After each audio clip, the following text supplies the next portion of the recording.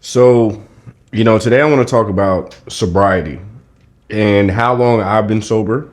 Why I think being sober is super important. Like, the benefits that being sober has had for me. And right now we're coming up on about 3 years of sober just from any type of drug you can think of. And I've done it all. I've done coke. I've done literally pills. I've done alcohol. I've done weed. I've done everything under the sun you could imagine.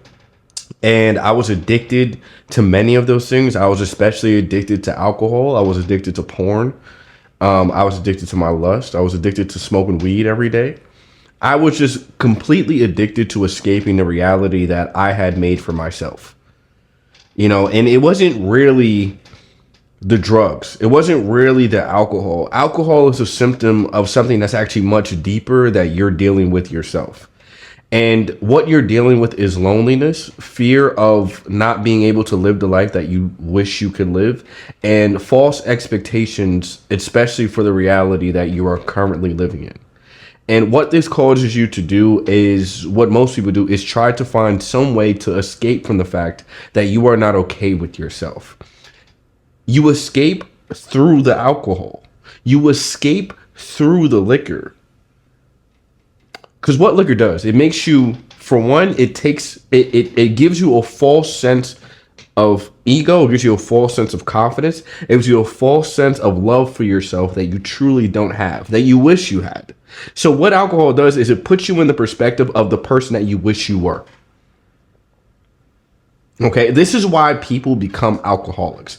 It's not about the alcohol. It's more about something much deeper inside that they're dealing with, that they don't want to truly have to face. And it's much easier for me to just take a drink and escape that fact that I don't want to have to deal with that part of myself than for me to actually have to figure out what is going on in my heart that I have to change.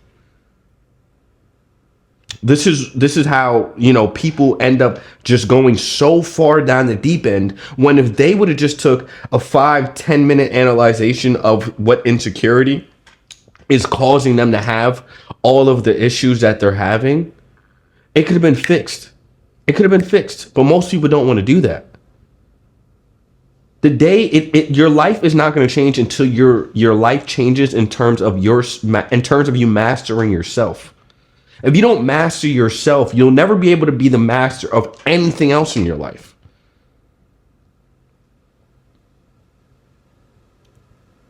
You'll never ever have clarity with a mind that's clouded, with a mind that has no sort of conscience of its own, but it gets its conscience from substances around it. And trust me, I get it. We live in a society where it is constantly pushed on us to run away from our problems with our vices.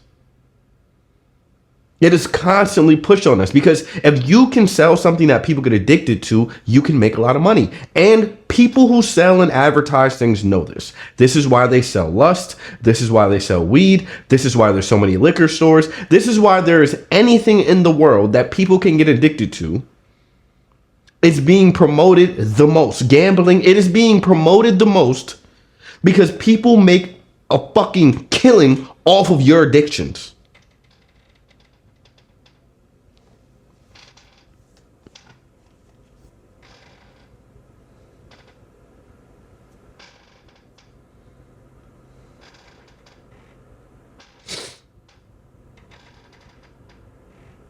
And until you realize that you will never ever truly love yourself if you are constantly running away from yourself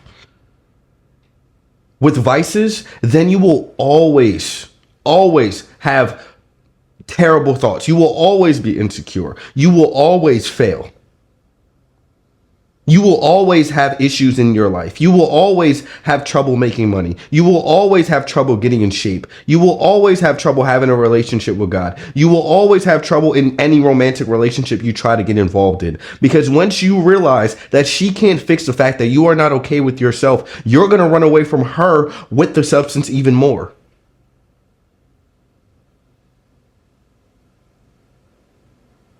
I'm not trying to shame you guys either. I've been there. I've been there 10 times more than y'all have been there. There was a point in time in my life where my favorite thing to do was to drink and jerk off. That was my remedy for how I went to sleep every single night for years. And I would always fall into the same cycle, same loophole. Oh, I'm never going to do this again. I'm never going to fall back into this bad habit again. Next thing I know, I'm right back doing it again the same night. The same night. I always thought I could willpower myself out of my addictions. Let me cut this short. You cannot willpower yourself out of your addictions. Willpower is great, but it doesn't last. What you need is replacement. You need to replace the habit. You need to keep yourself busy. The saying the devil loves an idle mind is not just a saying. It's real. It's real. Because when you are bored, when you are not doing anything, that is when you get those urges the most. Because when you're bored, what do? You analyze your thoughts. You're sitting in your thoughts.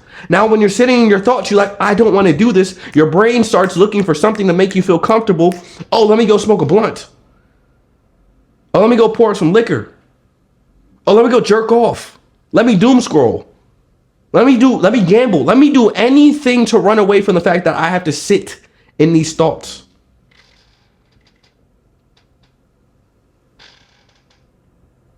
It's a trap.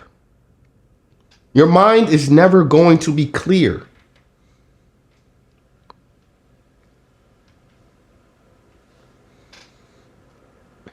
Sobriety isn't restriction. It's the price of clarity. It's the price you have to pay to understand your true purpose and true calling in life. The reason you are so confused at what to do the next day or the day after that is because your mind is constantly clouded with substances that are not supposed to be infiltrating it.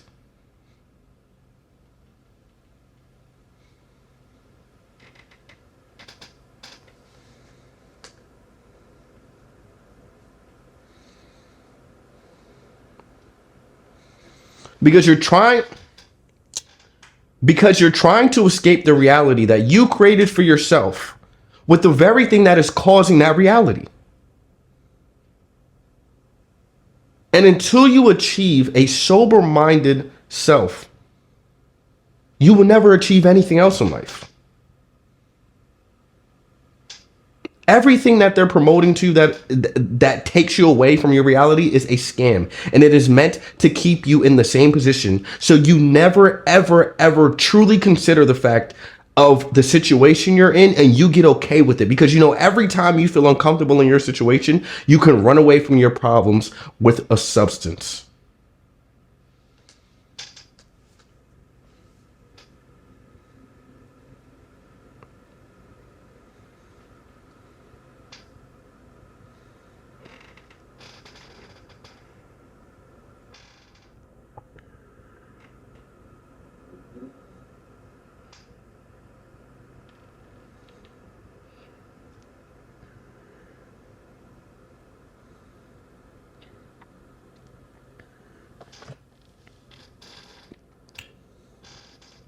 Discipline gives what pleasure only promises.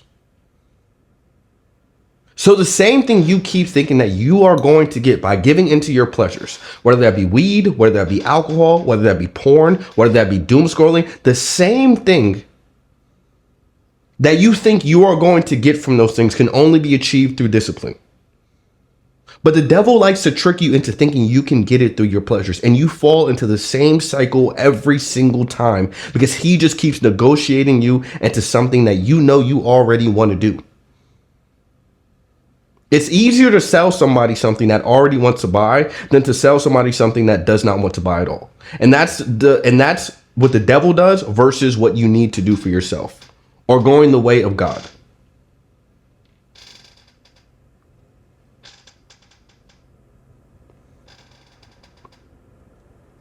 I see it all the time.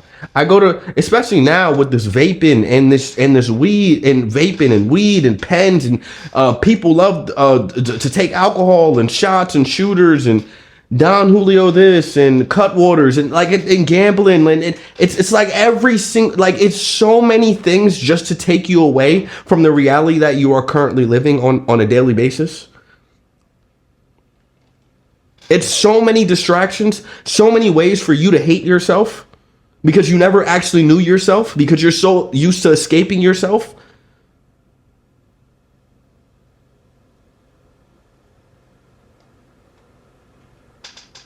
A better life isn't having better habits. It's getting rid of the bad ones.